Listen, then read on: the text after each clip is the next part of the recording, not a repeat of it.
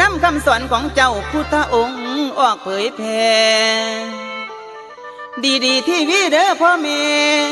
นำธรรมะออกรับใส่สังคมได้มองพึงพระอาศิลปะวัฒนธรรมสิเจิดจ้านำมาสายให้เห็นผลธรรมาธิปไตยของมวลชนเป็นหลักยึดตอบสนองของชาวบ้านนำข่าวสารและความรู้โบราณการสมัยใหม่ให้มันใสสะอาดจางนำมาตอนปอนเสมืออ่อนซ่อนเด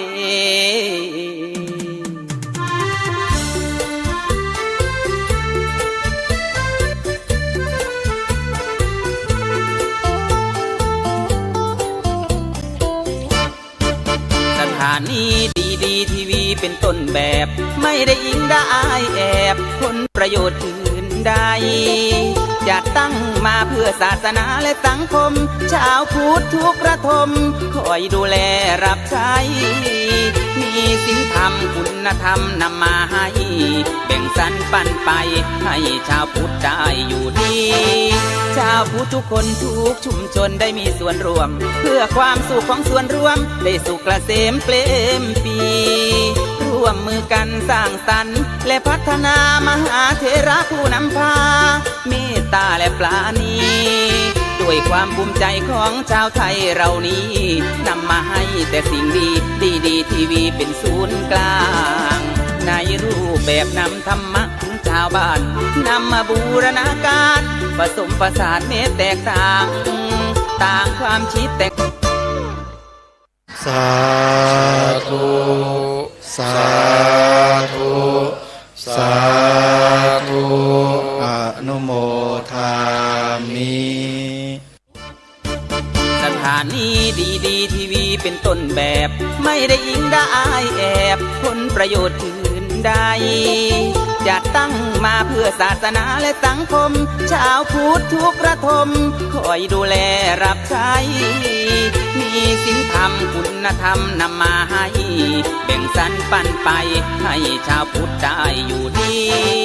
ชาวพุทธทุกคนทุกชุมชนได้มีส่วนร่วมเพื่อความสุขของส่วนรวมได้สุขเกษม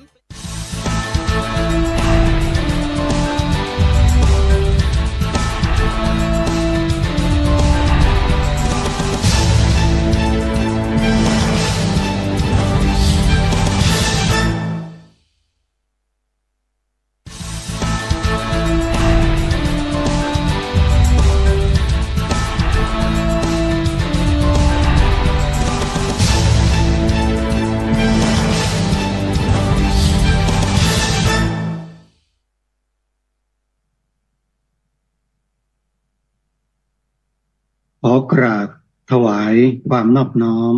แด่พระรัตนตรัยถวายความเคารพพระมหาเถระพระเถรานุเถระทุกท่านขอเจริญสุขญาติโยมสาธุชนที่กำลังติดตามรับชมรายการจากทางสถานีโทรทัศน์ธรรมาธิปไตยดีทีวีและท่านที่กำลังรับฟังทางสถานีวิทยุกระจายเสียงคลื่นวัฒนธรรม CFM 88.75 เมกะเฮิรตซ์พร้อมด้วยสถานีวิทยุเครือข่ายพระพุทธศาสนาแห่งชาติคลื่นต่างๆและท่านที่กำลังรับชมถ่ายทอดสดทาง Facebook Live และทาง YouTube ที่ช่องสถานีวิทยุโทรทัศน์ดีทีวี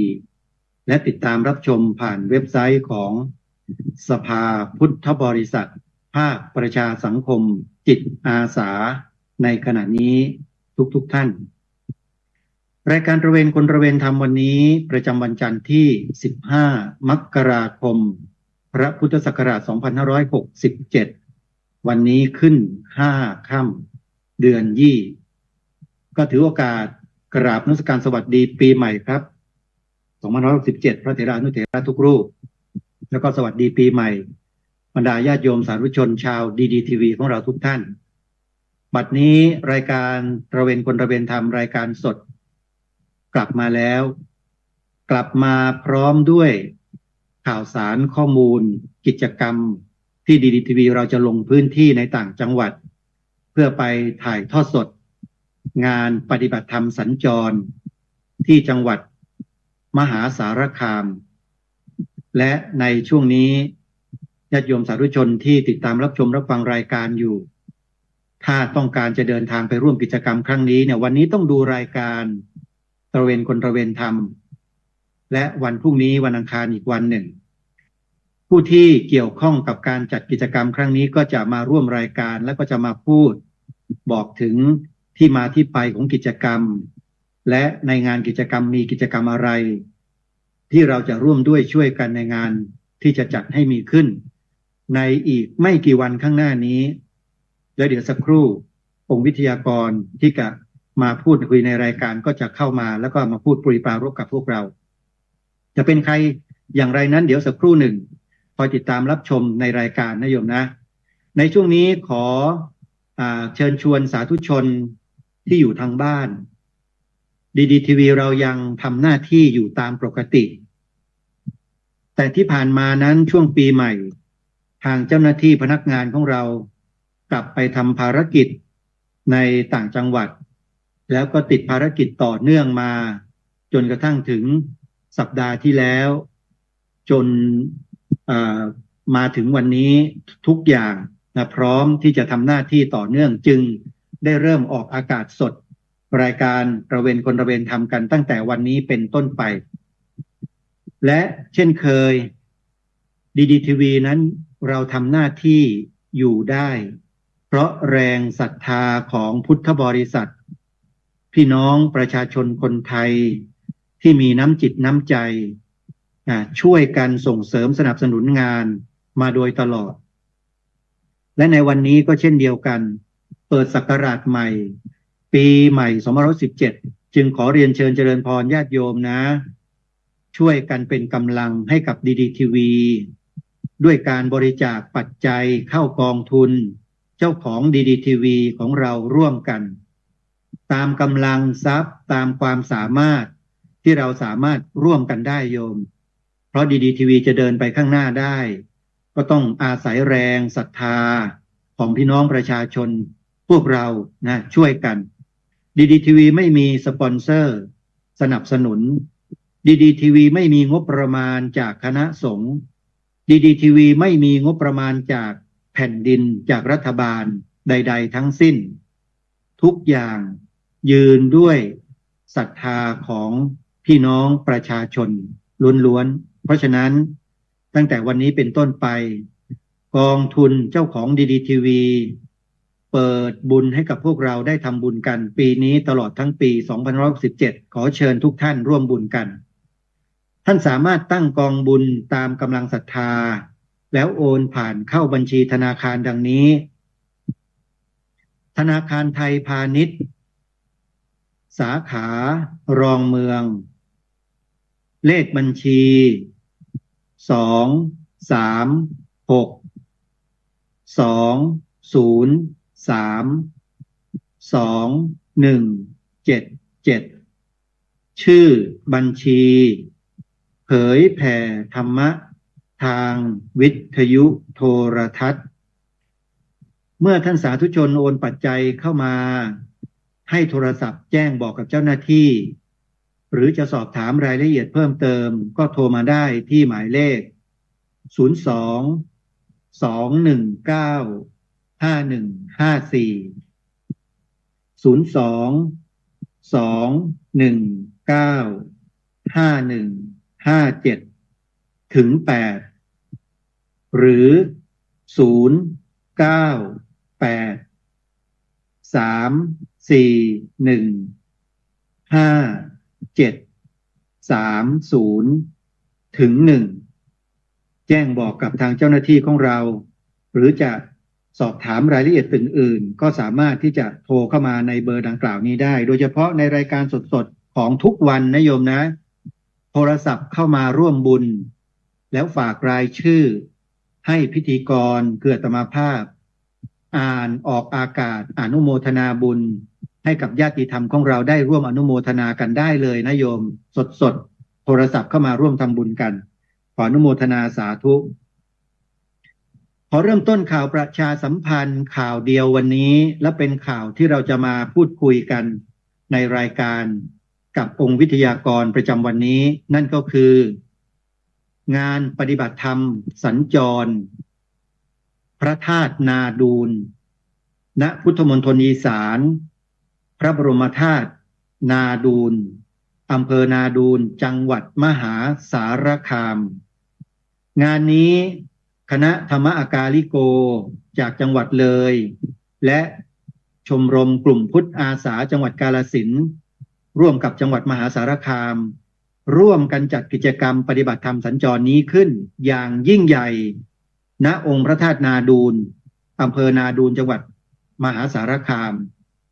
ในระหว่างวันที่20ถึง21มกราคมนี้เสาร์อาทิตย์ที่จะถึงนี้แล้วญาติโยมท่านใดที่จะร่วมเดินทางมากับคณะครูบาอาจารย์ที่จังหวัดเลยก็ดีจังหวัดกาฬสินธุ์ขอนแก่นจังหวัดมหาสารคามนะโยมนะติดต่อสอบถามมาที่หมายเลขโทรศัพท์08984049668หรือจะติดต่อไปที่วัดอารามมงคลของพระครูปริยัติโพธิธรรมด้วยก็ได้นะโยมนะแต่เบอร์โทรศัพท์นั้นไม่ได้นำขึ้นมาที่หน้าจอต้องขออภัยนิดหนึ่งนะ0830344606นะถ้าจำได้ไม่ผิดนะครับถ้าผิดขออภัยท่านพระครูด้วยแต่ยังไงก็ตามเดี๋ยววันนี้แหละจะมาพูดคุยกันถึงเรื่องงานปฏิบัติธรรมสัญจรพระธาตุนาดูลโดยเฉพาะในวันนี้พร้อมกับวันพรุ่งนี้ทั้ง2 วันต่อเนื่องเพื่อเป็นการประชาสัมพันธ์เชิญชวนพุทธบริษัทไทยของเราที่ห่างเหินกิจกรรมในลักษณะเช่นนี้กันมานานมากหลังจากที่โควิดระบาดตั้งแต่ปีพระพุทธศักราช 2562 เป็นต้นมาเราก็หยุดกิจกรรมใหญ่ๆเหล่านี้มานานมากบัดนี้ถึงเวลาแล้วสาธุชนให้พวกเราเตรียมความพร้อมแล้วเดินทางไปที่องค์พระธาตุนาดูลในวันเสาร์ที่20มกราคมนี้แต่เนิ่นๆกิจกรรมเราจะเริ่มประมาณ4 โมงเย็นเป็นต้นไปจนถึง7-8 โมงเช้าวันรุ่งขึ้นอย่างต่อเนื่องสถานีโทรทัศน์ดีดีทีวีถ่ายทอดสดอีกแล้วเจริญพรติดตามรับชมกันได้แล้วก็อย่าลืมร่วมกันบริจาคมากบ้างน้อยบ้างสนับสนุนกิจกรรมดีๆแบบนี้โดยเฉพาะดีดีทีวีของเราที่ทำหน้าที่ถ่ายทอดสิ่งดีๆเหล่านี้เป็นหลักสถานีโทรทัศน์ช่องอื่นเขาไม่ทำโยมเพราะเขาบอกว่าการมาถ่ายทอดสดกิจกรรมแบบนี้ไม่ได้สตังค์ไม่ได้เงินไม่คุ้มค่าเขาว่าอย่างนั้นเขาเลยไม่ถ่ายทอดแต่ถ้าเป็นข่าวพระทุบกระจกทุบประตูวัดเข้ากุฏิไม่ได้ข่าวเสนอกันจังเลยโยมอันนี้มันแปลกมากนะสื่อเมืองไทยเราก็จะเป็นเช่นนี้แหละนะฮะก็ไปพิจารณากันนะโยมนะยังไงก็ตามเราก็ไม่ได้กระทบกระเทียบใครแต่พูดความจริงให้กับพวกเราได้ฟังว่าช่วยกันส่งเสริมเถอะสื่อดีๆแบบนี้มีสาระและมีประโยชน์แบบนี้ร่วมด้วยช่วยกันขับเคลื่อนพลังคุณงามความดีนี้ไปด้วยกันได้บุญได้กุศลโยมนะนี่ก็เป็นข่าวงานบุญสำหรับท่านใดจะส่งเสริมกิจกรรมนี้นะญาติโยมนอกจากจะโทรศัพท์ไปตามหมายเลขดังกล่าวแล้วยังสามารถโอนปัจจัยเข้าไปทำบุญได้เลยนะฮะเป็นการร่วมสนับสนุนกองทุนบูชาพระธรรมแล้วก็ถ่ายทอดสดโอนเข้าไปที่ธนาคารกรุงไทยหมายเลขบัญชี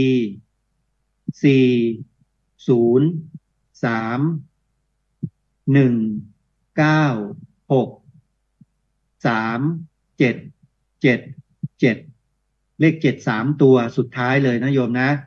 เป็นบัญชีของวัดศรีอุดมวงศ์ผู้ดำเนินการนะโยมติดต่อสอบถามรายละเอียดตามหมายเลขโทรศัพท์ที่ว่ามานี้ได้เลยนะฮะ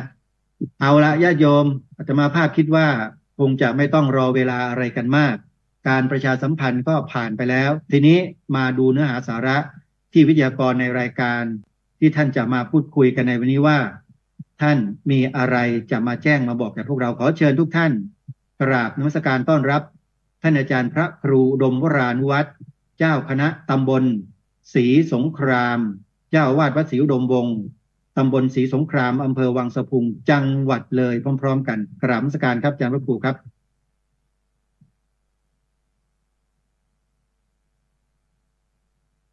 สัญญาณอินเทอร์เน็ตของอาจารย์พระครูน่าจะมีปัญหาตอนนี้ต้องขออภัยท่านผู้ชมนิดนึงนะฮะซึ่งระบบของการออกอากาศออนไลน์ผ่านระบบอินเทอร์เน็ตนี่นะมันจะมีปัญหาเรื่องสัญญาณถ้าหากว่าเชื่อมสัญญาณไม่ดีอุปสรรคมันก็จะเกิดขึ้นแบบนี้เรื่อยๆโยมไม่เป็นไรมาแล้วนมัสการครับอาจารย์พระครูครับเปิดเสียงไม่มีเลยครับอาจารย์พระครูฮะเสียงรู้สึกว่าจะไม่ออกมาเดี๋ยวทีมงานเราช่วยเช็คนิดหนึ่งขออภัยท่านผู้ชมด้วยนะเปิดศักราชใหม่ก็ติดขัดนิดนึงนะโยมนะคงไม่ว่ากันครับเสียงครับเสียงอาจารย์พระครูรู้สึกว่าอินเทอร์เน็ตอาจารย์พระครูนี่จะสัญญาณจะไม่ค่อยจะดีนะอาจารย์พระครูครับครับสำหรับญาติโยมที่จะส่งเสริมดีดีทีวีนะญาติโยมนะวันนี้ยังไม่มีญาติโยมที่จะร่วมบริจาคเข้ามาใครที่จะร่วมทำบุญกับดีดีทีวีในต้นศักราช2567ใครจะเป็นคนแรกวันนี้นะอาตมาภาพจะรอดูนะโทรศัพท์เข้ามาที่หมายเลขดังกล่าวนี้ได้เลยของดีดีทีวีนะโยมนะหรือจะโอนปัจจัยเข้ามาร่วมบุญได้ที่ธนาคารไทยพาณิชย์สาขารองเมืองเลขบัญชี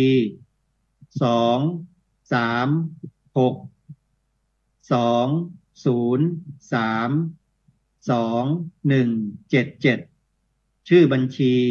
เผยแผ่ธรรมะทางวิทยุโทรทัศน์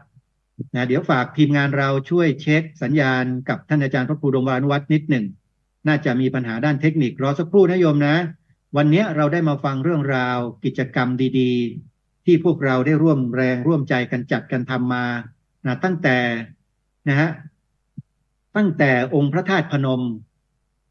งานเฉลิมฉลองพุทธชยันตี 2,600 ปีแห่งการตรัสรู้ของพระสัมมาสัมพุทธเจ้าที่มีญาติธรรมพุทธบริษัทของเรานุ่งขาวห่มขาวเดินทางมาทั่วสารทิศและมาจัดกิจกรรมกันที่องค์พระธาตุพนมปี 2555 อย่างมากมายมหาศาลเลยและก็งานพระธาตุนาดูลที่กำลังจะเกิดขึ้นในวันเสาร์ที่20 มกราคมที่จะถึงนี้โยมเป็นอีกงานหนึ่งที่เราล้อมาจากพระธาตุพนมซึ่งในปัจจุบันได้ทราบข่าวทราบข้อมูลมาว่ากิจกรรมงานปฏิบัติธรรมบูชาองค์พระธาตุพนมไม่เหมือนเดิมแล้วไม่เหมือนเดิมอย่างไรนั้นเดี๋ยววิทยากรในรายการวันนี้แหละท่านไปประสบพบเจอมาด้วยตัวของท่านเองพร้อมกับวิทยากรในวันพรุ่งนี้ด้วยนะโยมนะท่านจะได้มาปรารภมาถ่ายทอดความรู้สึกและสิ่งที่ท่านได้สัมผัสได้เห็นการเปลี่ยนแปลงต่างๆของการจัดกิจกรรมดีๆอย่างที่ดีดีทีวีของเราได้ทำกันมาโดยตลอดว่ามันเป็นอย่างไรแล้วจะแก้ปัญหานี้ด้วยวิธีการอย่างไรแต่ที่แน่ๆก็คือว่างานปฏิบัติธรรมสัญจรที่ครูบาอาจารย์เราได้สืบสารต่อยอดกันมาเนี่ยมาเกิดที่องค์พระธาตุนาดูลอำเภอนาดูลจังหวัดมหาสารคามแล้วถ้าหากว่าญาติโยมสาธุชนท่านใดที่สนใจจะไปดูงานจะไปเยี่ยมชมงานต้องการจะสัมผัสบรรยากาศจริงๆนะโยมนะวันเสาร์ที่20 มกราคมที่จะถึงเนี้ยเราจะเริ่มจัดงานกันที่นั่นแล้วญาติโยมจะได้เห็นนะอุบาสกอุบาสิกาชาวพุทธที่นุ่งขาวห่มขาวเดินทางกันมาจากสารทิศต่างๆจะมารวมกันอยู่ที่องค์พระธาตุนาดูลกันจำนวนมากมายพร้อมด้วยครูบาอาจารย์หัวหน้าคณะต่างๆที่จะเดินทางมาร่วมกิจกรรมในวันดังกล่าวด้วยเราจะได้ฟังธรรมกันตลอดทั้งคืนจากครูบาอาจารย์เหล่านั้นและหนึ่งในนั้นก็มีอาตมาภาพร่วมอยู่ด้วยแล้วก็จะดำเนินการถ่ายทอดสดให้กับญาติโยมสาธุชนที่อยู่ทางบ้านร่วมกันติดตามแล้วฟังเทศฟังธรรมกันตลอดทั้งคืนนะฮะเอาล่ะญาติโยมอาจารย์พระครูดมวรานุวัฒน์ตอนนี้ไม่ทราบว่าพร้อมหรือยังครับถ้าพร้อมแล้วก็ขอนิมนต์นะครับอาจารย์ครับนมัสการอีกครั้งหนึ่งครับผม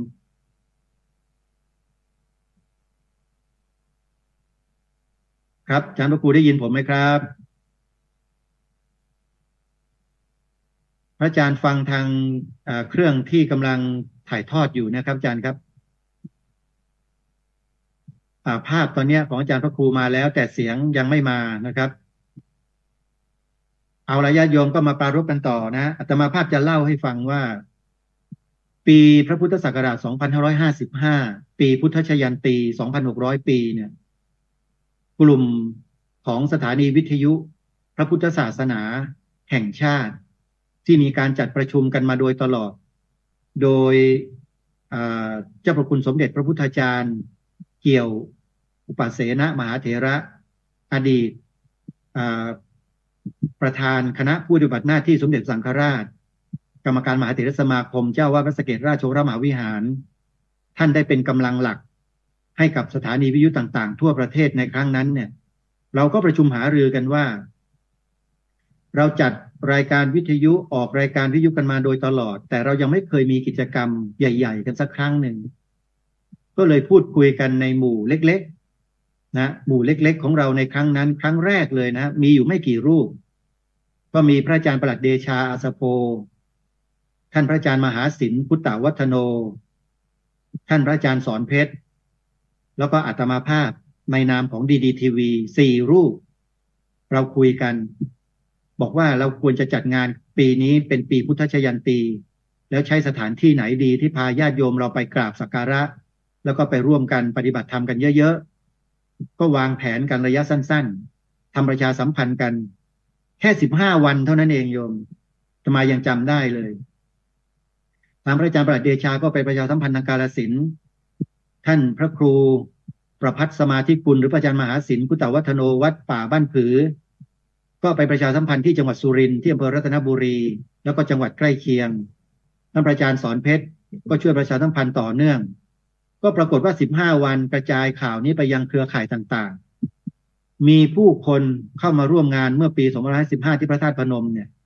จำนวนมากมายผิดปกติผิดสังเกตยังไม่เคยเกิดมาก่อนอาจารย์ประหลัดเดชาก็ไปประชาสัมพันธ์ทางกาฬสินธุ์จำนวนเกือบแสนนะญาติโยมนะฮะเกือบแสนที่คุณหรือพระอาจารย์มหาศิลป์พุทธวัฒโนวัดป่าบ้านผือก็ไปประชาสัมพันธ์ที่จังหวัดสุรินทร์ปิดเสียงด้วยครับปิดเสียงลำโพงด้วยครับผมครับอาจารย์ประครูพร้อมไหมครับนะผมจะเล่าไปเรื่อยๆก่อนนะฮะปรากฏว่าญาติโยมมาร่วมปฏิบัติธรรมกันเป็นจำนวนเกือบแสนโยมเต็มวัดพระธาตุพนมไปหมดภาพบรรยากาศไปดูใน YouTube ได้เลยนะฮะที่อาตมาภาพได้โพสต์เอาไว้ครับแล้วเดี๋ยวจะมาคุยกันต่อเอาละญาติโยมเข้ารายการพระครูมาแล้วครับนมัสการอีกครั้งครับอาจารย์พระครูครับนมัสการครับนิมนต์พบกับญาติโยมบรรดาญาติธรรมเราหน่อยก็ปีใหม่นี้เพิ่งจะออกนะครับวันนี้ครับห่างหายไปนานเลยครับขอเจริญสุขเจริญธรรมญาติโยมญาติธรรมดีทีวีทั่วประเทศไทยและทั่วโลกครับก็วันที่21งานใหญ่ครับงานธรรมสัญจรเคลื่อนที่มหาภาคหรือว่าภาคหลายภาคมาเจอกันครับแล้วก็ถือว่าเป็นของขวัญปีใหม่ของญาติโยมที่เป็นชาวพุทธเราจะไปร่วมกันประพฤติปฏิบัติธรรม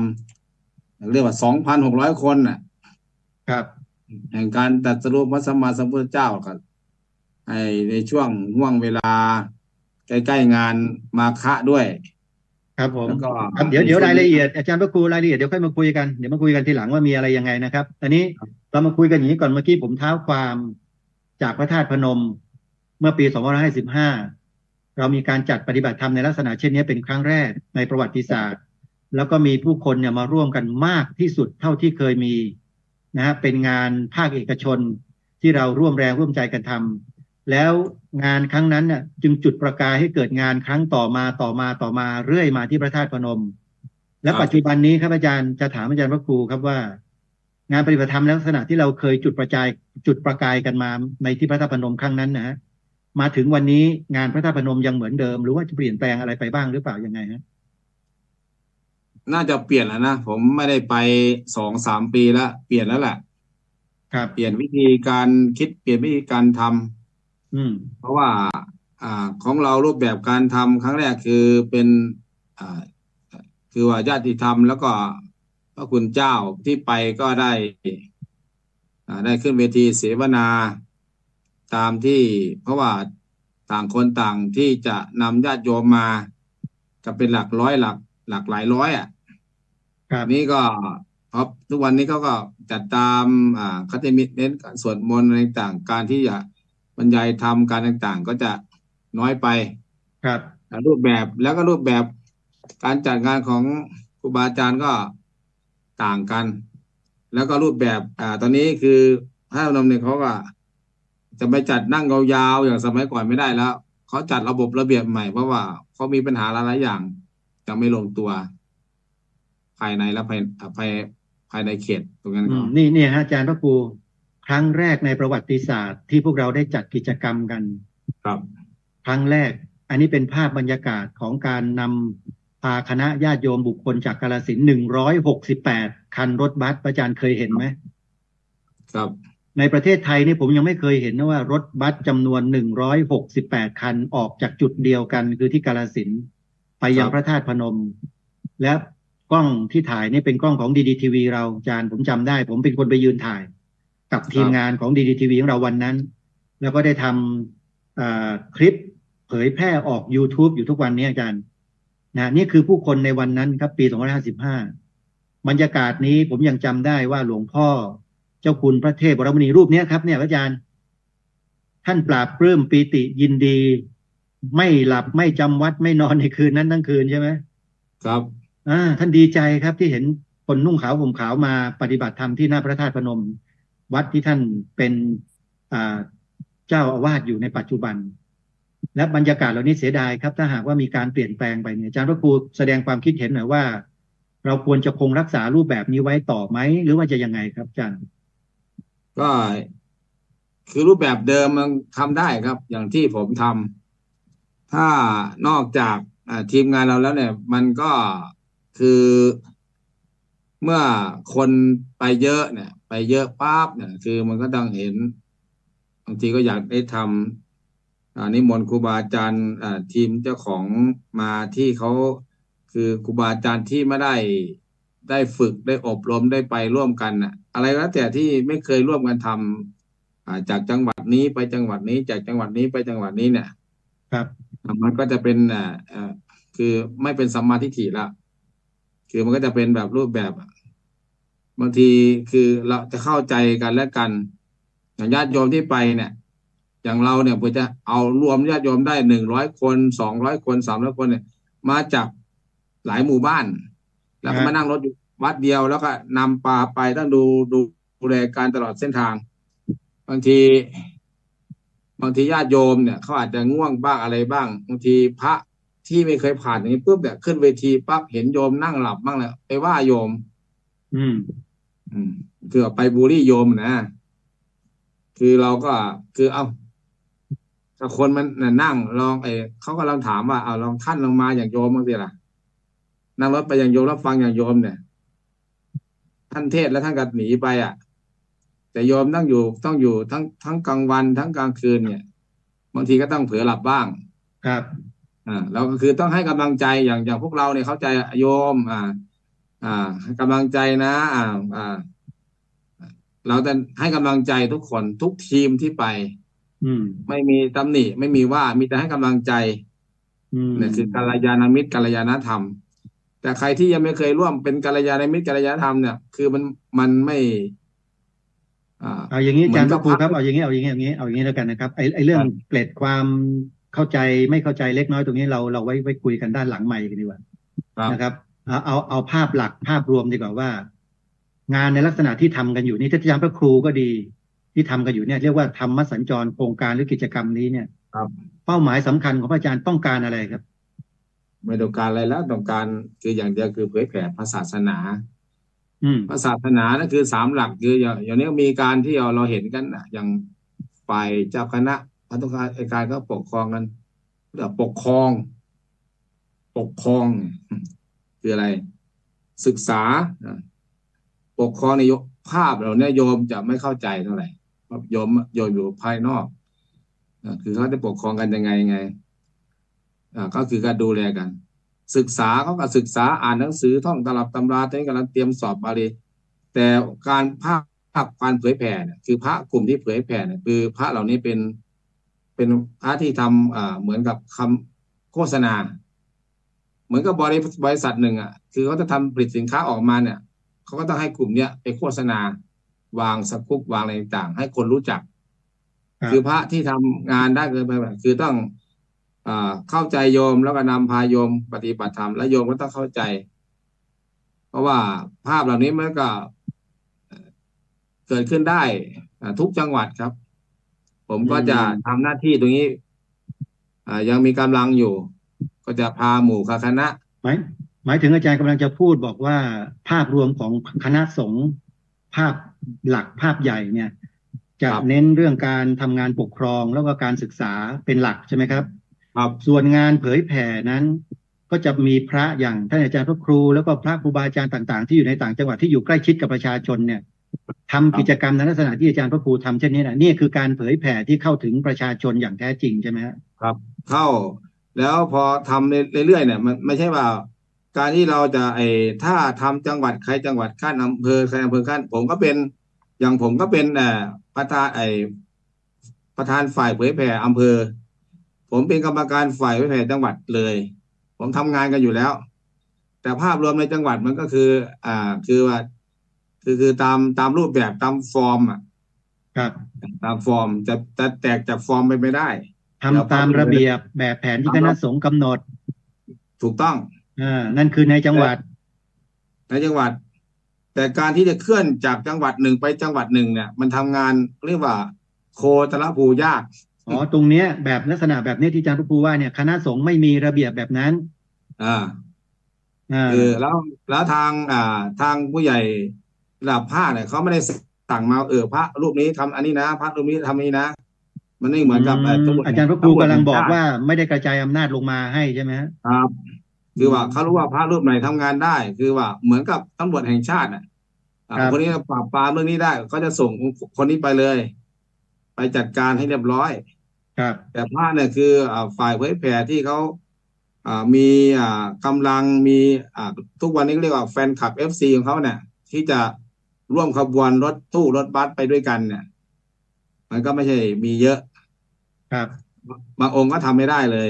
คือบารมีตรงนี้ต้องยอมรับกันอย่างบางองค์อย่างอาจารย์สมัยก่อนอาจารย์เดชาก็นำพาไปได้เป็นก็ไปอยู่อินเดียแล้วตอนนี้ก็มีอาจารย์พระครูปยโพธิธรรมวัดหลามมงคลเมื่อก็นำพาญาติโยมไปได้ทีละรถบัสทีละ30-50ไปพระธาตุพนมเคลื่อนไปวัดไตรสิกขาบ้างอย่างมาพระธาตุขามแก่นบ้างเนี่ยครับแล้วไม่มีใครที่จะทำได้ต้องทำได้คือต้องยอมรับเราต้องยอมรับกันไม่ผมถามที่อาจารย์พระครูแล้วที่ทำได้เนี่ยเพราะอะไรถึงทำได้เพราะคือความต่อเนื่องคือการเอาใจใส่โยมหรือว่าอย่างพระบรมราชวาทของในหลวงเรียกว่ารู้รักสามัคคีรู้ว่าโยมต้องการอะไรครับและนำพาญาติโยมไปสู่อะไรแล้วก็ต้องดูแลโยมเป็นอย่างดีเพราะว่าการที่จะนำพาญาติโยมไปเนี่ยผู้เฒ่าผู้แก่น่ะลูกเต้าเขาห่วงนะครับถ้าเราดูแลไม่ดีเนี่ยโทรศัพท์เนี่ยหูร้อนนะครับดูแลแม่ฉันดีๆนะแม่ฉันเป็นโรคนั้นโรคนี้คือเราต้องดูแลไม่มีรถโรงพยาบาลรถแอมบูเลนซ์เป็นหน่วยกู้ภัยต่างๆต้องตามไปตลอดเวลาต้องเตรียมความพร้อมไว้ให้หมดใช่ไหมครับอาจารย์ครับเตรียมความพร้อมหมดอย่างปีที่แล้วก็ไปปีแรกกับแม่น้อยเข้าโรงพยาบาลก็ต้องมีรถนำไปแล้วก็2-3 รายแล้วเนี้ยรายละเอียดอย่างนี้เราต้องดูแลเมื่อเราดูแลเขาดีเนี่ยเขาก็ไม่ทิ้งเราคือว่าพระเจ้าพระสงฆ์ไม่ทิ้งญาติโยมก็ไม่ทิ้งพระเหมือนกันครับถ้าปรับใดพระก็ไปอยู่ห้องแอร์ซะแล้วไปอยู่ที่ดีๆโยมตากแดดงานแบบงานเอาท์ดอร์งานกลางแจ้งเนี่ยฝนตกแดดออกต่างๆเราก็ต้องดูแลอาหารการกินมีไหมต่างๆพอเพียงไหมจากปีนี้ทำอย่างนี้ปีหน้าเราก็ปรับปรุงเปลี่ยนแปลงนิดนึงที่จะไปด้วยกันรถแม้แต่รถที่บริการดีไม่ดีก็ฟ้องละอาจารย์รถตู้คันนี้บริการไม่ดีเลยเนี่ยพูดจาไม่ดีเลยเราก็ต้องครั้งต่อไปเราไม่เอาเบอร์นี้คันนี้ไม่เอาเลยนะฟ้องบาทเลยบริการญาติโยมไม่ดีรถบัสคันนี้ไม่ดีก็ต้องเปลี่ยนนั่นคือการที่จะไปเนี่ย แล้วหนึ่งไม่มีคือว่าไปเงี้ย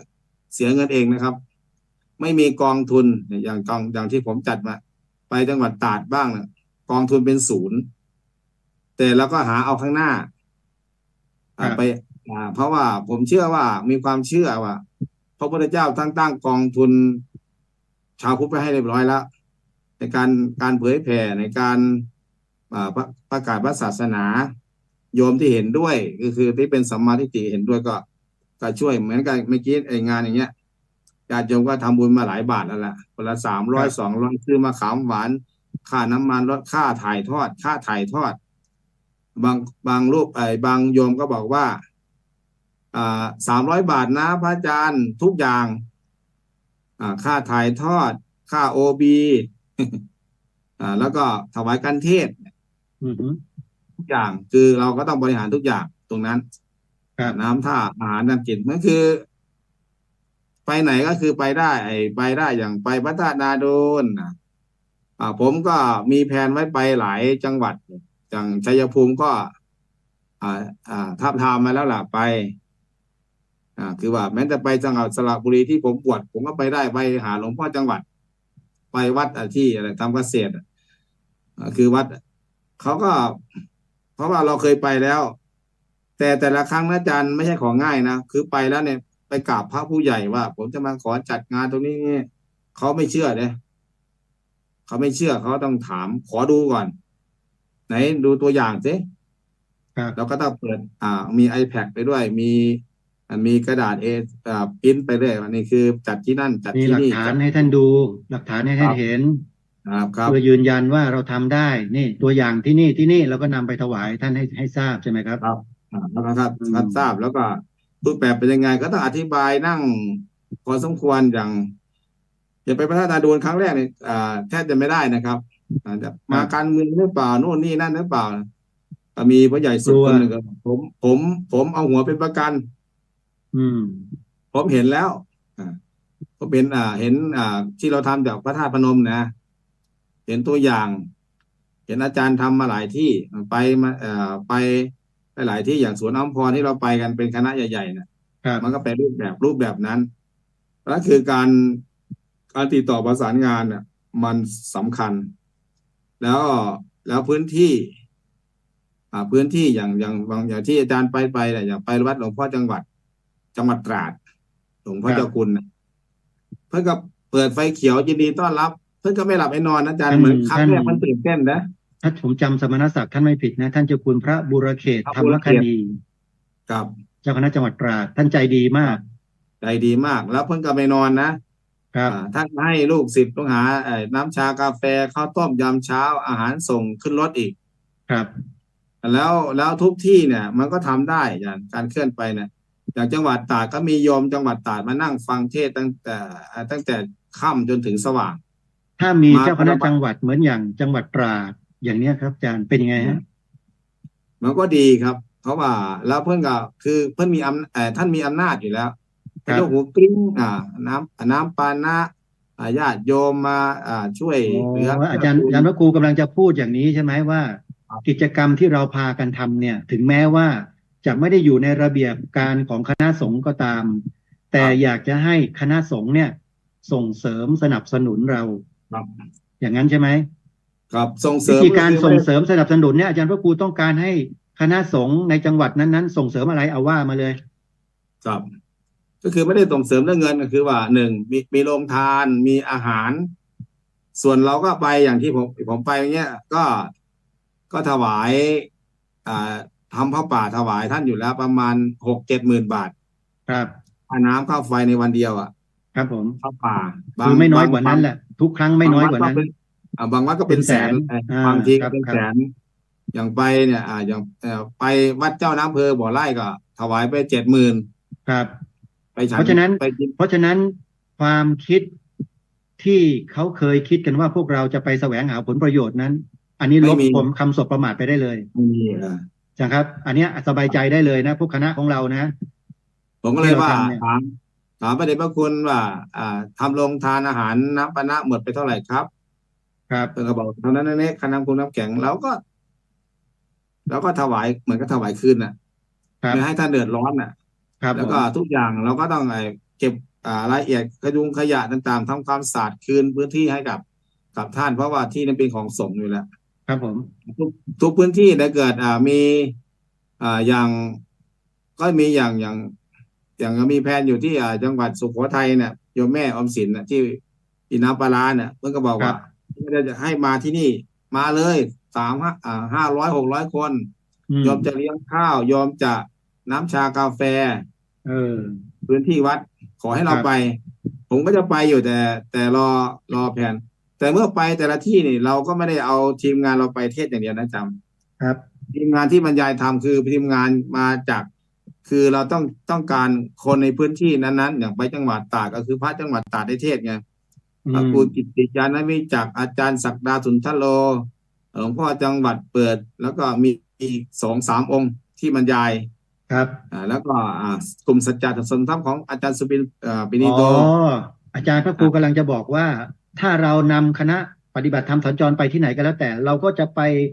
นิมนต์หรือเชิญบุคคลในพื้นที่เนี่ยมาพูดคุยกันครับเพื่อจะให้เขานำสิ่งที่ดีของเขาในจังหวัดเขาเนี่ยเขาทำอะไรเอามาคุยกันในที่จัดกิจกรรมนี้อย่างนั้นใช่ไหมอาจารย์แต่บุคคลสำคัญอย่างผู้ว่าราชการจังหวัดหรือในอำเภอก็มาเปิดงานจุดธูปเทียนมากล่าวต้อนรับครับนั่นคือเป็นเย้าเป็นเยือน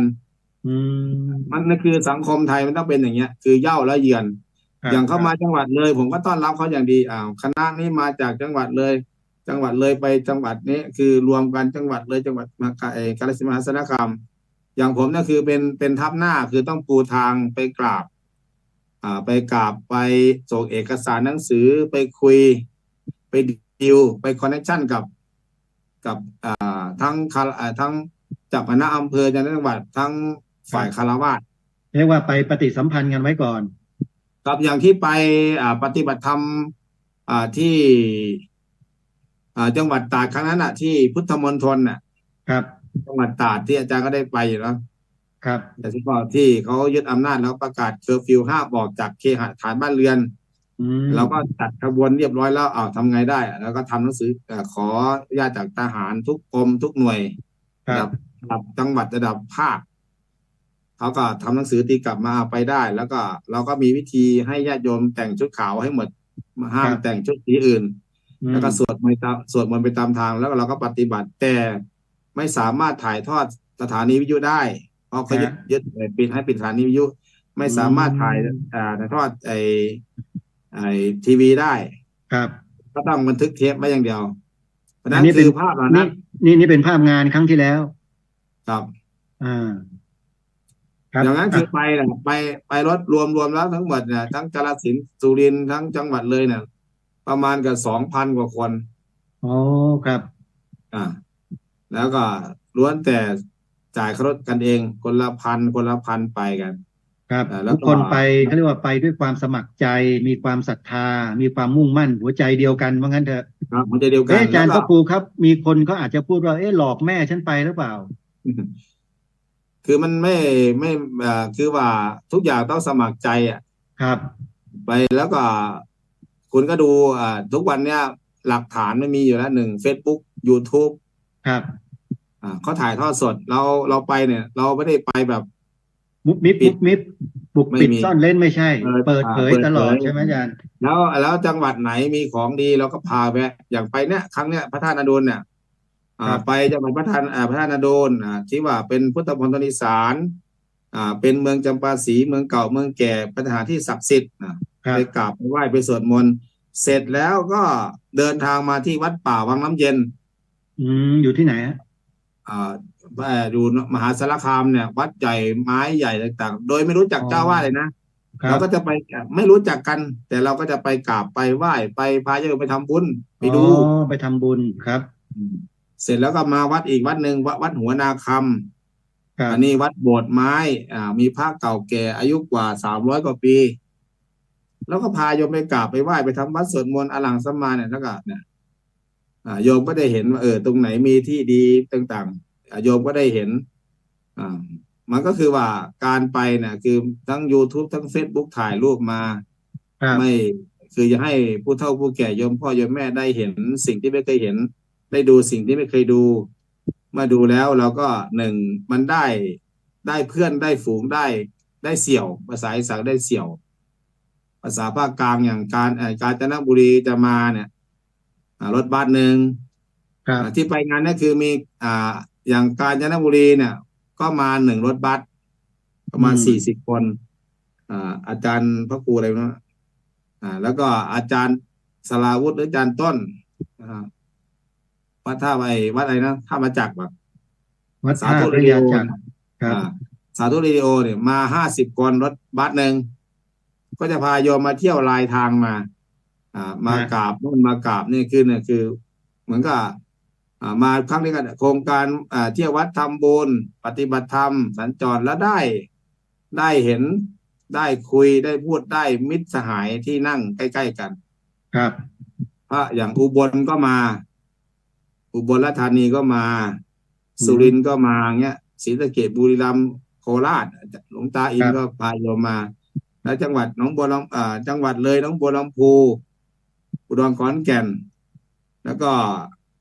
ที่เจ้าภาพหลักคือกาฬสินธุ์มหาสารคาม101ที่เป็นหลักใหญ่นั่นคือที่ว่า 2,600 คนเนี่ยมันก็จะเชื่อมกันคือถ้าได้เพราะว่าทำไมกล้าพูด 2,600 คนเพราะว่าครั้งแรกมันได้ 2,600 คนไงประมาณครั้งนี้ครั้ง2-3,000 กว่าคนเกือบอ้อมพระธาตุแล้วนะครับทั้งหน้าเต็มข้างหลังก็ได้ครึ่งหนึ่งปีนี้ก็เลยได้ติดต่อประสานงานจอ LED อ๋อครับเขาถามว่า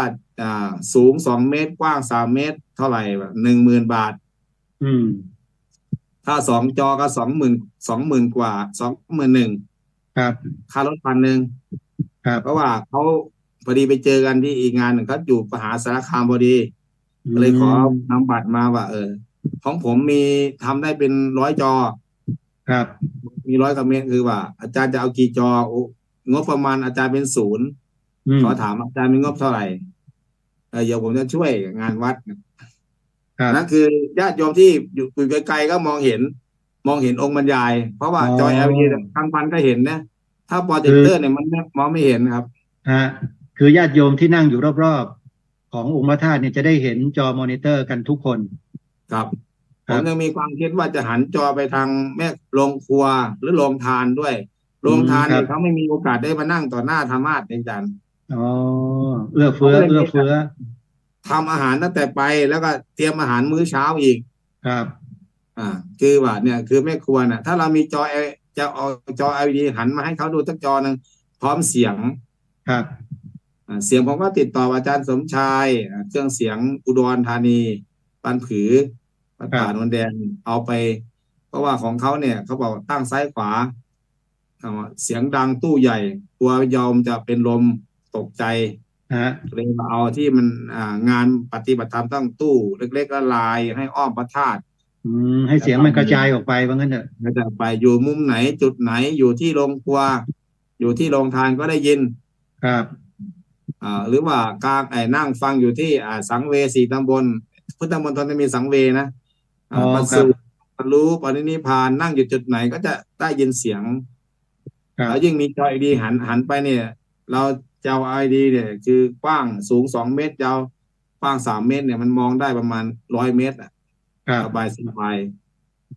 จอ LED ที่เหมือนตาม4 แยกจังหวัด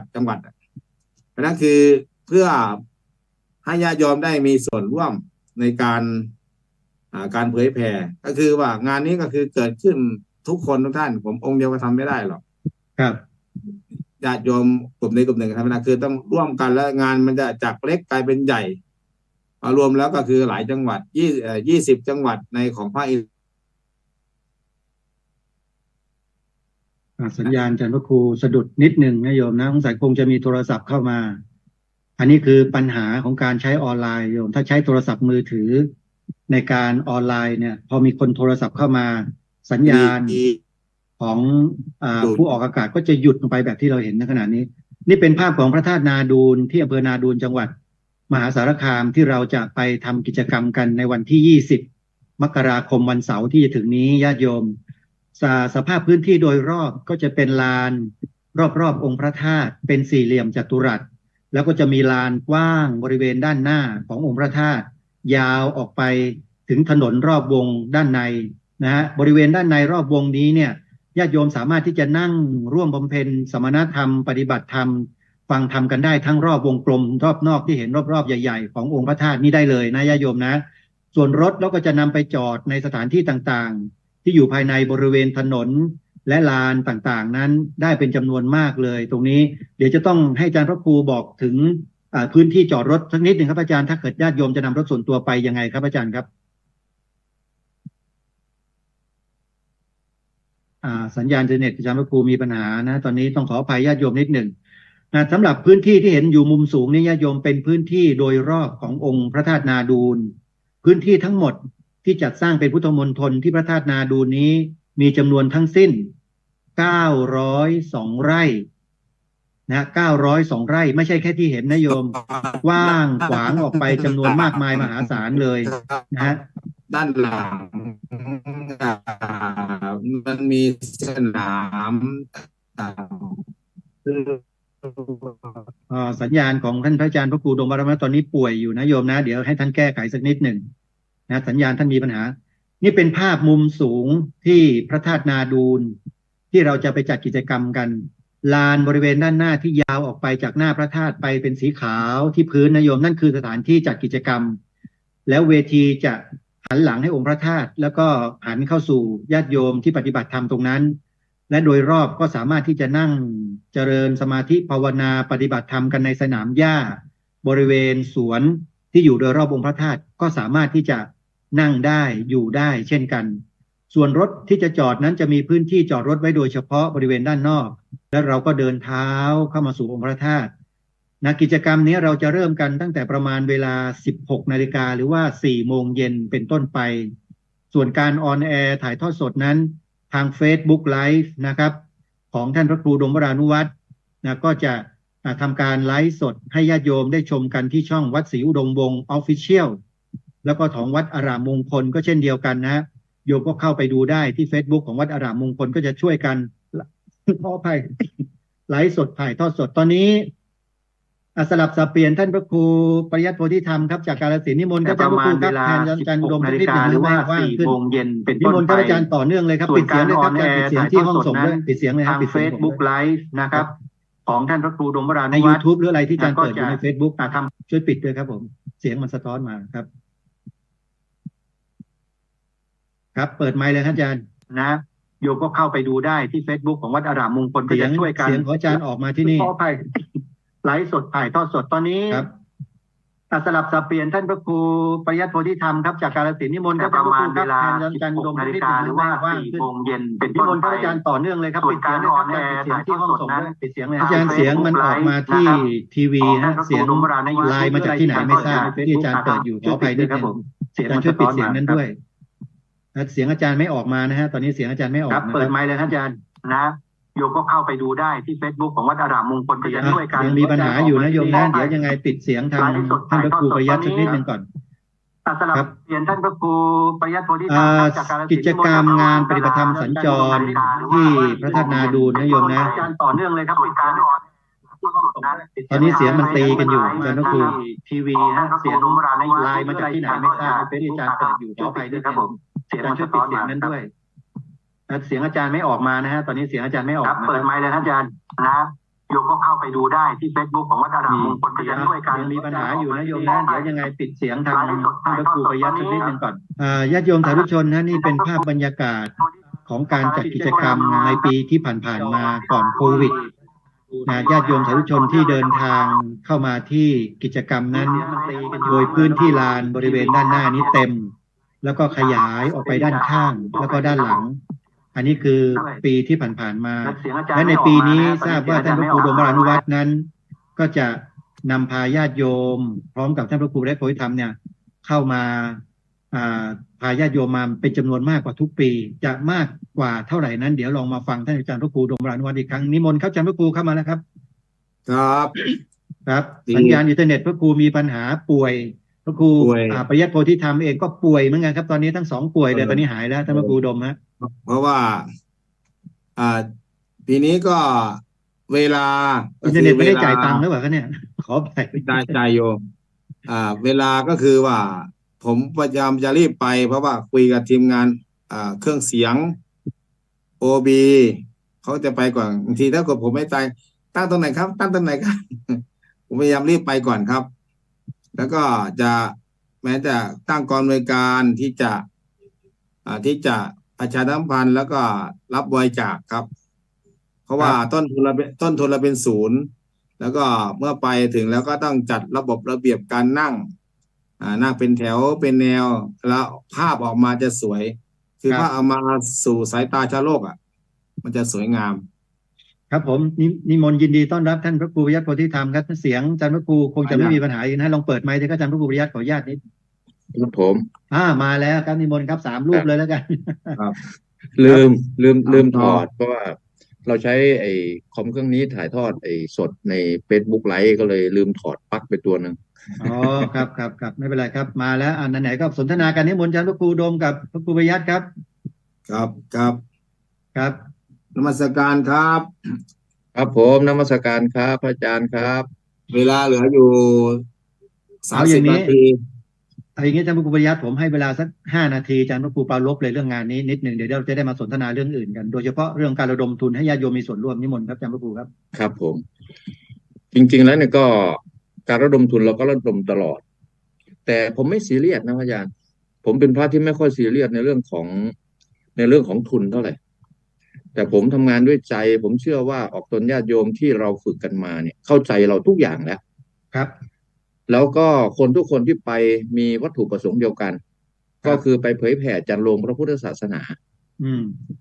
เพราะฉะนั้นเนี่ยความมั่นคงในการทำงานของเราเนี่ยผมเชื่อว่าญาติธรรมอยู่ในสายของพวกเราเข้าใจหมดเข้าใจหมดแล้วโดยเฉพาะความจริงใจที่เราใช้เนี่ยคืออิทธิบาท 4มาอยู่กับเราหมดแล้วพรหมวิหาร 4มาอยู่กับเราหมดแล้วแล้วมรรคมีองค์ 8ที่เรากำลังทำอยู่อธิบายให้โยมฟังอยู่เนี่ยมีหมดแล้วจริงๆการที่เราเคลื่อนทัพเดินทางไปเนี่ยพระอาจารย์คือการไปฝึกนะพระอาจารย์ฝึกเพื่อการไปฝึกถ้าเราไปอ่านพระไตรปิฎกจริงๆแล้วเนี่ยถามว่าพระพุทธเจ้าเนี่ยเมื่อบรรลุธรรมแล้วสบายแล้วสมบัติก็ละหมดแล้วทำไมเมื่อพระองค์รู้สิ่งที่มันดีๆพระองค์เนี่ยก็คงทรงเคลื่อนทัพของพระภิกษุสามเณรไปใช่ไหม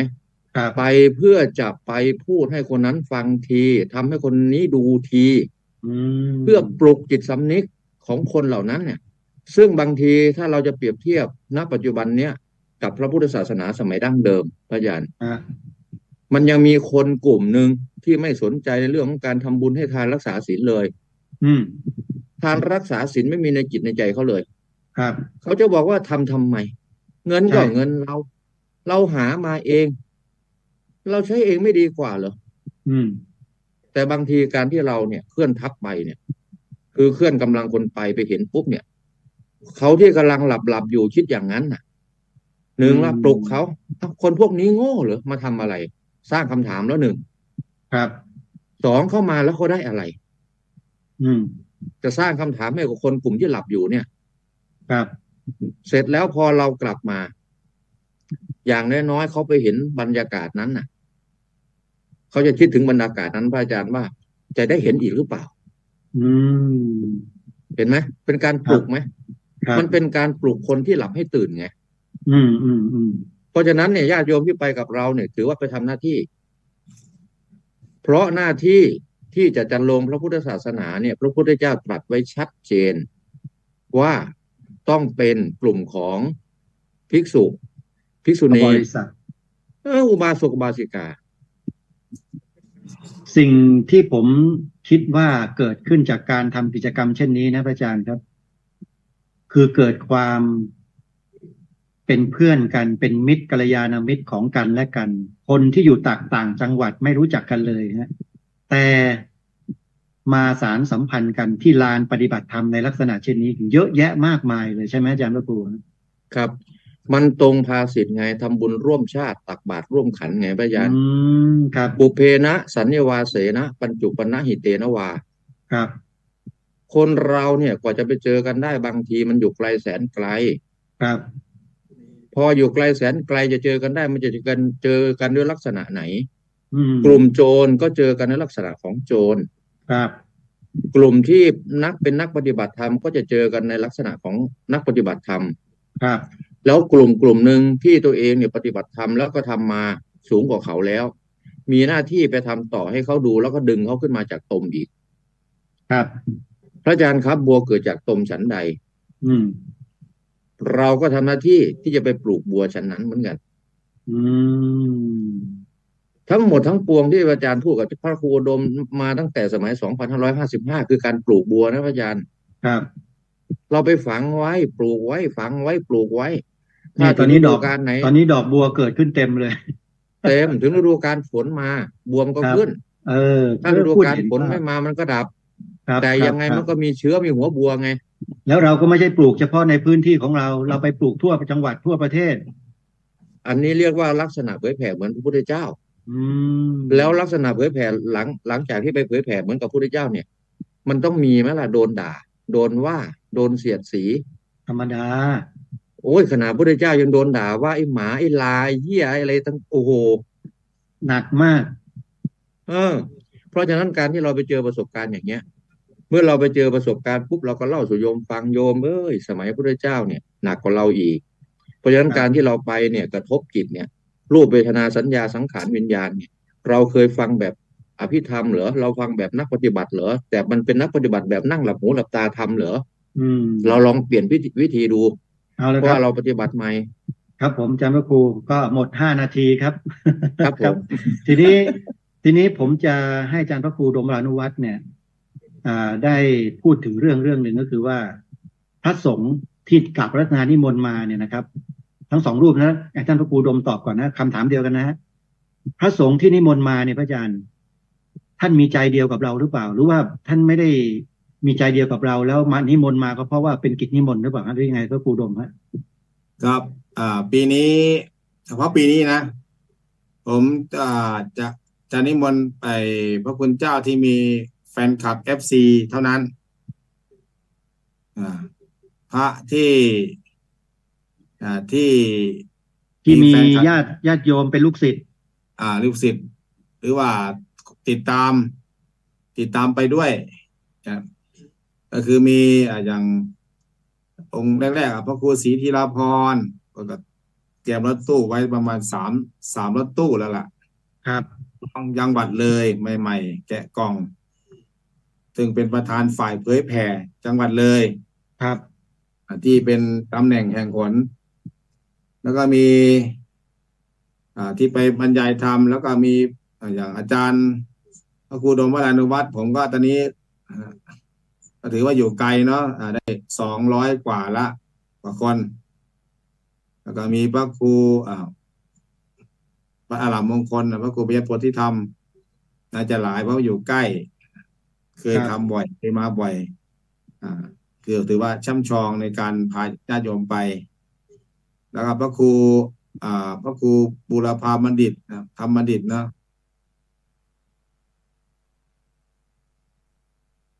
ปารีครับอำเภออะไรอำเภอ101วัดหนองมงนะประมาณเป็น100แล้วก็อาจารย์สมพิษและกิตตธรรมโมวัดธรรมผาใหญ่ทุดงทั่วประเทศไทยทุดงทั่วโลกประสบการณ์เต็มที่สามารถเดินทุดงจากประเทศไทยทะลุไปอินเดียได้น่าจะมีรูปเรือณยุคปัจจุบันนั้นจะมีรูปเดียวก็จะนิมนต์เพิ่นไปบรรยายธรรมแล้วก็อาจจะเพิ่นกับประกาศให้กับญาติโยมนำไปหลายสายแล้วก็พระครูพระอาจารย์ฝันใจจากอุบลก็จะนำพาญาติโยมมาประมาณเรียกว่าเปรียบเทียบรถตู้2 รถตู้3 รถตู้เนี่ยหรือว่า50-60 คนแล้วอาจารย์สอนเพชรจันทโชโตก็รัตนบุรีก็น่าจะญาติโยมเกือบ100รถตู้ 4-5 คันที่นำญาติโยมมาครับก็พระอาจารย์บ้านปาคูนนะที่มีสถานีวิทยุพระครูสมุนิติศาสตร์ยานิสโรกำลังพาโยมขึ้นรถอยู่ คืออย่างนี้ที่ผมถามอาจารย์พระครูเนี่ยที่นิมนต์พระเหล่านี้มาเนี่ย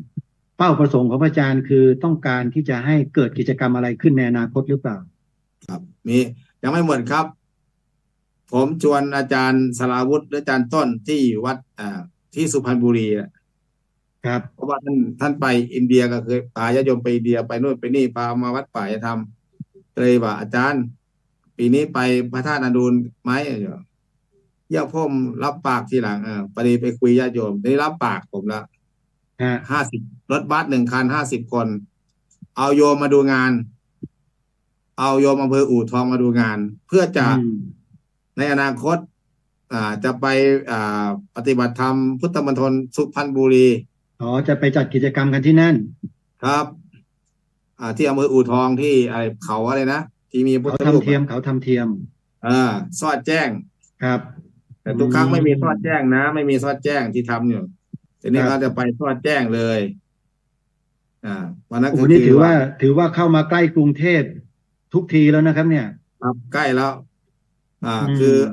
การเรียกว่าล้อมเมืองก่อนนะอ๋อป่าล้อมเมืองท้ายผมยังมีชีวิตอยู่ก็อาจจะไปพุทธมณฑลนครปฐมอ๋อนี่ตั้งเป้าไว้แล้วคือตั้งเป้าคือจุดศูนย์กลางตรงนั้นครับแต่คือเราต้องอ้อมก่อนเพราะนั้นคือก็ไปสุพรรณบุรีแล้วก็อาจารย์อีกเพิ่งก็ไปคุยกันที่วัดทางสายวันเกิดหลวงพ่อไมตรีอาจารย์ที่กาญจนบุรีก็เอาผมไปด้วยประมาณประมาณ40-50 คนรถบัสนึงครับก็เลยเพิ่นก็บอกว่าผมคนภาคกลางนี่ไม่อดนอนไม่เก่งนะมันมีเทคนิคมีศาลามีที่พักอย่าลืมบอกญาติโยมเอาเสื่อมาด้วยแล้วก็เต็นท์มาด้วยหรือว่าห่างจากองค์พระธาตุเนี่ยมีประมาณ350 เมตรมีศาลาหลังใหญ่อยู่ครับไม่ยากก็เขาก็มาดูงานคืองานนี้คือ1ได้คนได้แล้วก็ที่ได้พระคุณเจ้าที่ร่วมงานคือล้วนแต่มีญาติโยมติดตามมาทุกคณะแล้วก็บางองค์ก็ไม่บางองค์ไม่ได้ไปก็จะส่งญาติโยมไปอย่างแถวมหาสารคามเนี่ยคือเขาก็ไปทำโรงทานไปร่วมปฏิบัติได้คุยกันในนั้นแล้วผมส่งไลน์ไปครับผมแล้วคือก็ในงานก็นิมนต์เชิญท่านนายอำเภอผู้หญิงบ้างเป็นนายอำเภอก็มาจุดธูปเทียนแล้วก็ให้หลวงพ่อเจ้าคณะอำเภอเก่าโอวาทต้อนรับนิดหนึ่งแล้วก็แสดงธรรมเลยถ้ามาคือประมาณผมทั้งติดตามพระมาทั้งครูบาอาจารย์ใกล้เคียงเนี่ยผมว่าน่าจะประมาณ15 รูป16 รูปที่บรรยายธรรมได้บางครั้งก็ต้องขึ้นคู่ครับอย่างมาการกับสุพรรณต้องขึ้นคู่เลยเพราะเวลาไม่พอกันเวลาไม่พอกันถ้าเวลาไม่พอกันมันจะข้างหน้ามันจะมีปัญหาเวลาการเคลื่อนไปข้างหน้าจังหวัดนั้นจังหวัดนี้ผมอยากให้ทุกรูปแล้วทุกคนที่นำทีมญาติโยมมา50 คนบ้าง100 คนบ้างให้มีบทบาทหน้าที่ในการเป็นชาวพุทธคือพระนี่เป็นบริษัทหนึ่งละอุบาสกพูดง่ายๆว่าให้ท่านเหล่านั้นได้มีโอกาสขึ้นแสดงธรรมหรือปาลบ3 นาที5 นาทีเงี้ยครับในทีมงานของเขาญาติโยมก็บางทีเนี่ยพระไม่มีปัญหานะได้ขึ้นก็ได้ไม่ขึ้นก็ได้แต่อาจารย์เนื่องจากเวลาเรามีจำกัดครับผมว่าช่วงท้ายเนี่ยผมจะเปิดโอกาสให้ญาติโยมร่วมสนับสนุนทำบุญเข้ามากับกิจกรรมกับโครงการเนี่ยครับผมให้อาจารย์สรุปสักนิดนะครับอาจารย์ครับก็ครั้งนี้คือได้นิมนต์ครูบาอาจารย์ที่มีญาติโยมติดตามมาแล้วก็ที่ในพระในเขตอีสานเหนืออีสานเหนือก็คือจังหวัดเลยอีสานกลางอีสานใต้คือในเขตพื้นที่เพราะเราไม่ได้เอาพระในเขตในจังหวัดเลยไปเยอะไงก็คือให้ครูบาอาจารย์ไปทุกที่ให้ครูบาอาจารย์ในที่นั้นได้ทำหน้าที่ได้แสดงธรรมผ่านสื่อโซเชียลแล้วก็หวังว่าญาติโยมคงจะเข้าใจแล้วก็ไปร่วมกันและที่ยังไม่ทราบก็บอกต่อหรือว่า สงสัยก็สอบถามทางเบอร์ผมได้เลย ที่อาจารย์ได้บอกไปครับ ศูนย์ แล้วงานนี้นอกจากถ่ายทอดทาง Facebook ทาง YouTube แล้วถ่ายทอดทางดีดีทีวีด้วยไหมถ่ายทอดคือพูดคือได้คุยกับอาจารย์ชาลีแล้วก็ว่าขอความเมตตาจากอาจารย์ดร.ประโมทว่าสัก30,000เหมือนกันเชื่อมสัญญาณเพราะว่าค่า OB ก็26,000แล้วก็คือพูดถึงเราไม่มีงบประมาณแต่เราผู้นิยมฟังโยมเข้าใจและโยมจะช่วย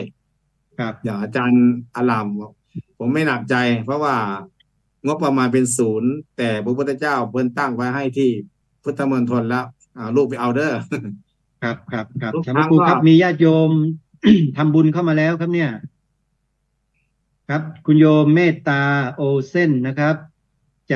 ากเดนมาร์กหรือจากที่ไหนเนี่ยนอร์เวย์ครับทำบุญเข้ามากับท่านอาจารย์พระครูดม 1,000 บาทโอนเข้ามาแล้วครับ ครับ แล้วก็คุณโยมคนึงนิดกาญจนวิสิทธิ์ครับ ร่วมบุญกองทุนสถานธรรมโอสถวัดรามมงคล 1,000 บาทโอนเข้าไปแล้วครับ ส่งสลิปเข้ามาในรายการครับผมครับครับ แล้วก็มีคุณโยมนิยมคุ้มไพรันจากปัตตานีครับ บอกว่าร่วมทำบุญเผยแผ่ธรรมกับสถานีโทรทัศน์ดีดีทีวี500 บาทโมทนาบุญด้วยนะโยมนิยมนะครับทำบุญเป็นประจำอยู่ครับเอาละครับอาจารย์ช่วงนี้ผมคิดว่าอาจารย์พระครูปริยัติโพธิธรรมครับงานทุกอย่างจะเดินไปไม่ได้เลยถ้าไม่มีแรงสนับสนุนงานนี้อาจารย์พระครูจะบอกกล่าวกับญาติโยมอย่างไรเกี่ยวกับเรื่องแรงสนับสนุนนิมนต์เลยครับครับผมคือยังไงก็น่าสงสารท่านพระครูนะเพราะว่าผมยกท่านพระครูอุดมวรานุวัฒน์เป็นใหญ่ในงานนี้ท่านเป็นผู้ประสานงานผู้อะไรทั้งหมดแม้กระทั่งยังเป็นห่วงแม้กระทั่งดีดีทีวีใช่ไหมอาจารย์ครับดีดีทีวีตอนเนี้ยเราก็ลูกผีลูกคนอยู่ในเรื่องของการที่ต้องใช้จ่ายในรอบต่อไปด้วยครับเพราะฉะนั้นเนี่ยก็เลยคุยกับท่านพระครูอุดมวรานุวัฒน์อยู่ว่าเอาเบื้องต้นถ้าพระครูตั้งไว้30,000แต่ว่าถ้าในหน้างานนะถ้าในหน้างานเนี่ยญาติโยมทำบุญมาเยอะแล้วก็มันพอได้ก็เพิ่มให้ท่าน50,000ไปเลยเหมือนเดิมนั่นแหละก็คือเพื่อจะได้เอาไปจุนเจือลูกน้องด้วยอะไรด้วยของคนทำงานเราเมื่อวานนี้ก็มีแม่ชีจากจังหวัดชลบุรีโอนเข้าไปในบัญชีของท่านพระครูอุดมวรานุวัฒน์2,000 บาทโทรมาแจ้งผมแล้วท่านเคยมาแวะที่นี่ครับท่านเคยมาแวะหาผมแล้วท่านก็เลยแจ้งมาว่าเอาโยมโอนเข้าบัญชีไหนก็เห็น Facebook พระอาจารย์ปล่อยไปเป็นเบอร์ของเป็นบัญชีของท่านพระครูอุดมอะไรเนี่ยก็โอนเข้าบัญชีนั้นก็อนุโมทนาสาธุแล้วสิ่งหนึ่งนะที่เราไปเจอในครั้งก่อนนั้นก็คือในเรื่องของการให้ความร่วมมือในเรื่องของการกระตุ้นของเจ้าถิ่นนะพระอาจารย์ก็คือชาวจังหวัดมหาสารคามชาวอำเภอนาดูนยังน้อยอยู่ในเรื่องของการให้ความร่วมมือในเรื่องของการต้อนรับการจัดตั้งโรงทาน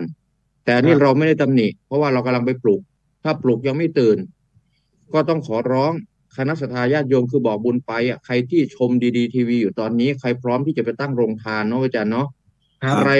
พร้อมที่จะไปตั้งโรงทานก็สามารถเดินทางไปเจอกันที่พระธาตุนาดูนได้เลยประสานติดต่อกับใครยังไงครับเบื้องต้นญาติโยมจะต้องโทรศัพท์คุยท่านพระครูถ้าจะตั้งโรงทานครับทั้งสอง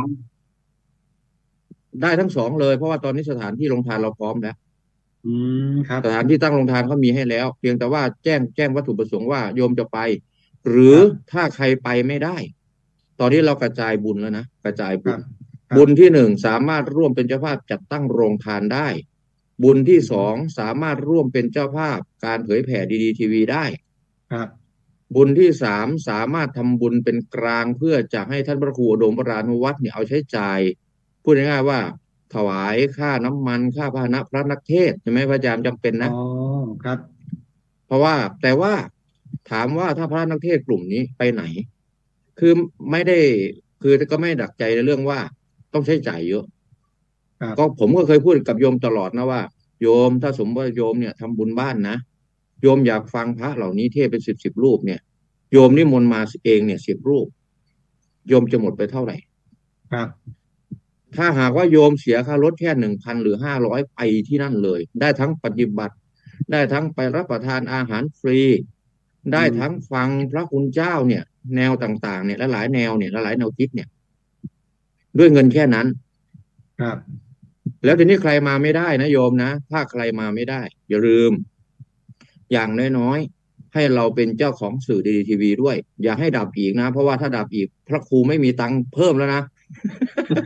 อย่าให้ดับอีกต้องโอนเข้าไปดีทีวีด้วยเพราะค่าใช้จ่ายรายวันมันเยอะแต่ว่าของท่านพระครูดมปราณวัฒน์นี่เที่ยวนี้ก็ต้องเทียมละ100,000 บาท ครับ ใช่ไหมพระอาจารย์100,000 บาทอยู่ไหม งั้นผมเข้าไว้ประมาณ140,000หนึ่งก็คือว่า คือผมในบัญชีตอนนี้มี10,000ของผมนะเบอร์7777นะผมยกให้งานนี้หมดเลยนะผมจะเอาบัญชีไปให้อาจารย์ณรงค์ฤทธิ์ดูกับอาจารย์อรามนี่มีอย่างนี้เราจะโอนไปให้หนึ่งค่าอย่างไอเบื้องต้นก็คือว่าดีทีวี30,000 OB เนี่ย26,000 OB ของต้น OB แล้วก็ค่าเครื่องเสียงนำไปจากอุดรธานีของอาจารย์ก็10,000 กว่าบาทแล้วก็ค่าอะไรจอ LED จอละ10,000 บาทหรือว่าผมว่าจะเอา2 จออีกจอหนึ่งว่าจะหันมาให้แม่ครัวโรงทานเขาบ่นกันว่าไม่เห็นอะไรเลย เสียงก็ไม่ได้ยินปีนี้เลยจะหันเสียงไปให้เขาแล้วก็เอาจอไปให้เขาดูด้วยเขาได้มีกำลังใจไงต่างคนต่างทำหน้าที่อาจารย์ครับ140,000ครับผมแล้วก็ถวายการเทศน์ครูบาอาจารย์อีกครับแล้วก็ถวายมีโยมธราเทพจันสกุลนะครับ โยมธราเทพจันสกุลบอกว่าสถานีโทรทัศน์ดีดีทีวีขอร่วมโอนเงินให้กับดีดีทีวีต้อนรับปีใหม่10 บาทครับอาจารย์อนุโมทนาบุญกับโยมธราเทพด้วยก็เอา10 บาทก็ได้คือเป็นเงินเป็นอะไรได้หมดแล้วโยมนะอนุโมทนาเนี่ยครับอาจารย์พระครูครับถ้าเกิดว่ามีคณะญาติโยมที่กำลังชมรายการอยู่ได้ฟังท่านอาจารย์พระครูทั้งสองแล้วต้องการจะร่วมบุญสนับสนุนกิจกรรมดังกล่าวเนี้ยอาจารย์ช่วยบอกรายละเอียดสักนิดนะครับท่านใดก็ได้นิมนต์ก็ของผมธนาคารกรุงไทยสาขาเมืองเลยก็สามารถที่จะร่วมบุญได้ตั้งแต่5 บาท10 บาท100 บาท1,000 บาท10,000 บาทก็แล้วแต่ตามกำลังศรัทธาญาติโยมที่เป็นสัมมาทิฏฐิ403-196-3777อันนี้คือยกให้งานทั้งหมดเลยเปิดใจยกให้เลยเบอร์โทรศัพท์แปลกดีนะเนี่ยเป็นเบอร์อะไรครับอาจารย์เนี่ยโทรศัพท์ของผมก็08-840-4968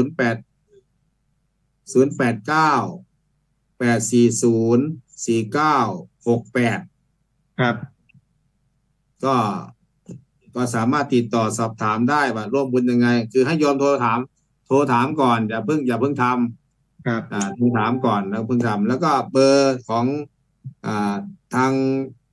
มหาสารคามกาฬสินธุ์ทางโซนนั้นก็ติดต่ออาจารย์วัดอารามมงคลได้เลยอาจารย์ก็นิมนต์อาจารย์พระครู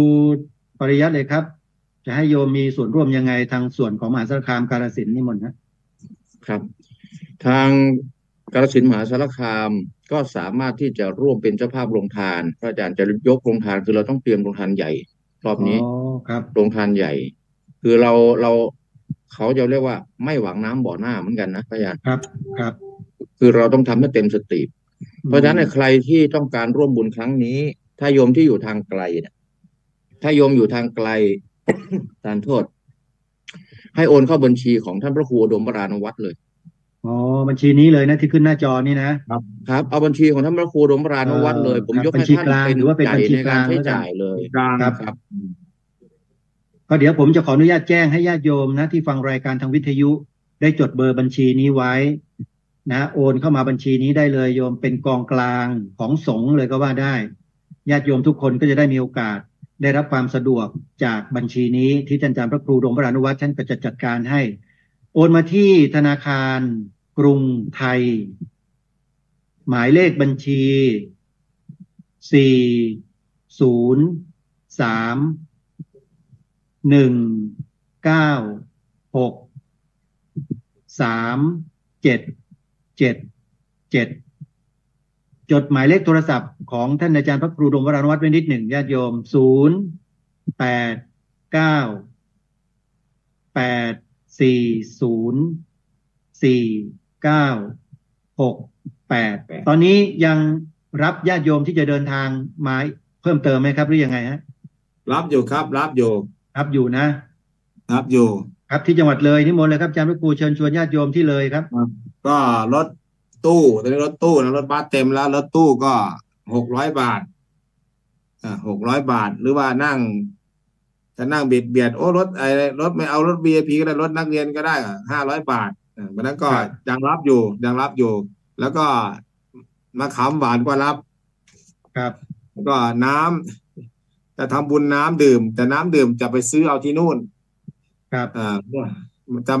ไม่เอาไปจากเมืองเลยบริจาคเป็นเงินเอาที่พระธาตุนาดูลเลยครับบริจาคเป็นปัจจัยเข้ามาได้คือให้ทางพระธาตุนาดูลเตรียมถังน้ำแข็งเตรียมน้ำลงไว้แล้วก็เอาบินมา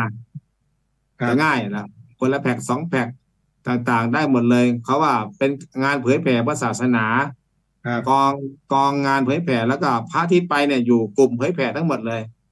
ครับเป็นงานพุทธศาสนาแล้วก็งานพระศาสนาของเราจะเคลื่อนไปได้หลายจุดพระธาตุนาดูลเป็นจุด